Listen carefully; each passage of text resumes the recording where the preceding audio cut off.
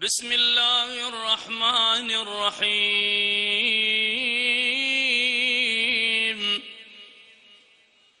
اللهم صل على محمد وآل محمد.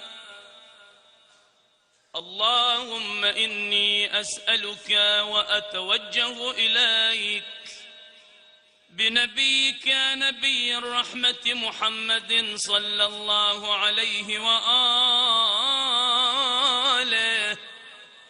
يا